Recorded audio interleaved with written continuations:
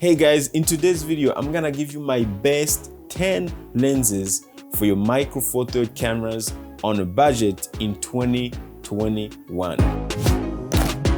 Hey, what's up guys? My name is Sam from Live Production Tips and Tools, and welcome to my channel. My number one lens is gonna be the 25mm lens from Lumix. So this is a super nice lens. It's f.7, so which means it's gonna give you a really nice depth of field.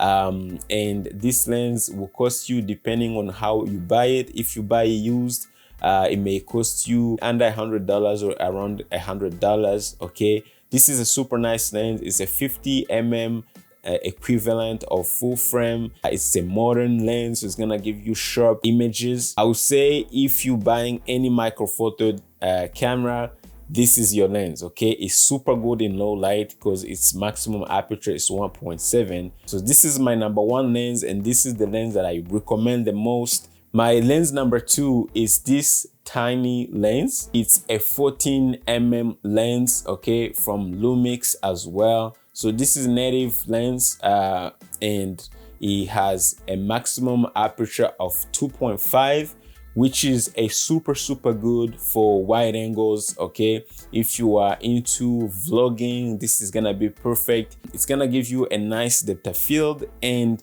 perform well in low light, but at the same time, it's gonna give you a wide angle. If you use autofocus, I've been testing the GH5 autofocus, and it tends to work really well on native Lumix lenses. With this lens, you're gonna get good results. Okay, plus if you're using your camera on a gimbal, this is a good lens as well, because it doesn't have too much depth of field. Okay, it's only 2.5, so it's like okay medium depth of field. It's not like a 1.7 or 1.4 lens, and it's super wide. There's also the fact that it's light. It's gonna be really good if you want to do some gimbal work. As far as price is concerned, again, I get all my lenses most of the time used, but I'm gonna put links down below for Amazon links for some of the lenses that I can find on Amazon. I got it used, so you know, it's really not that expensive. I believe I paid around $100 with this lens. My lens number three is gonna be another lens that I talked about in one of my videos, and it's made by a company called Meike. It's a 25mm lens as well,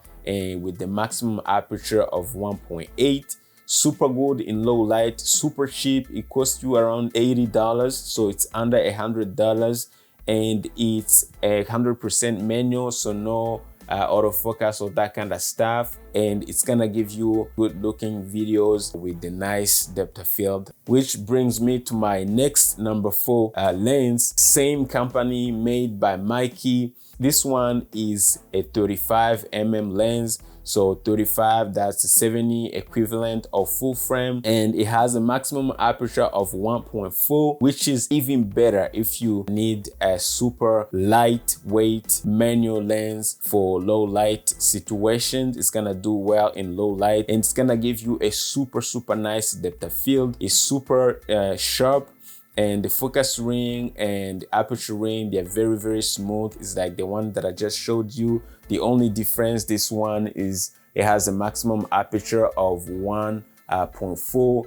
and it's the 35mm lens, and both from Meike. My lens number five is gonna be the 14 to 42mm lens from Lumix, which is a zoom lens. They say if you buy the GX85 or any Lumix camera, most of the time they come with kit lenses, and this is one of them. Okay, it's not super good in low light. It's okay lens for low light, just okay. I would say really okay lens, and when I say that, I mean it. It has optical image stabilization, which is a good thing, so you're gonna have stable images even if your camera doesn't have in-body stabilization.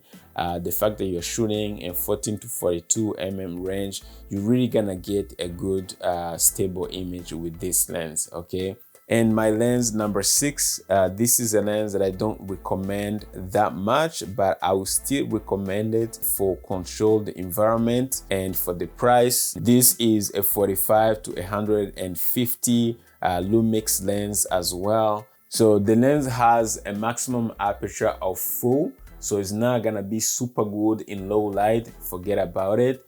But in a controlled environment, as I said, for the previous lens, again, it's gonna give you super good images. So if you're shooting outside or inside but you have enough lighting, this lens is gonna give you some good images, okay?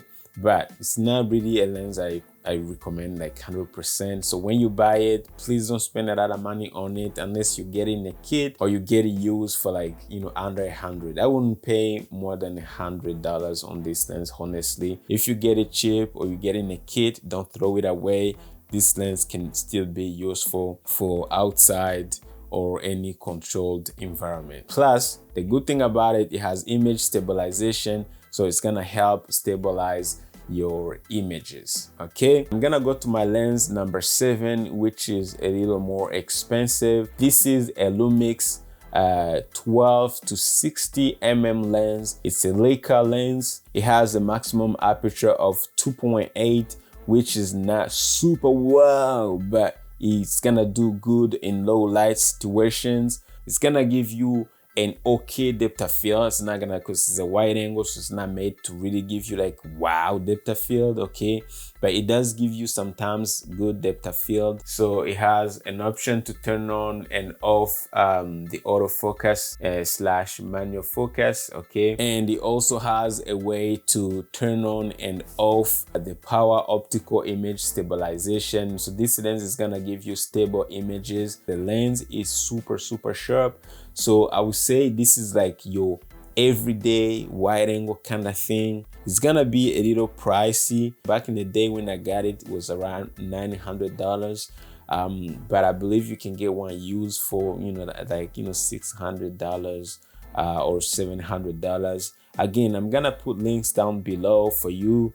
If you get lucky, you may get it cheap, maybe around $500 used but in good condition. So this is a lens I feel any Lumix professional shooter should have. My lens number 8 is a Leica slash Lumix lens, and it's 25 mm lens, and it has a maximum aperture of 1.4. The lens is super wow in low light, super wow. I was amazed. I shot a music video from somebody's house using just, you know, normal lamps, no lighting at all.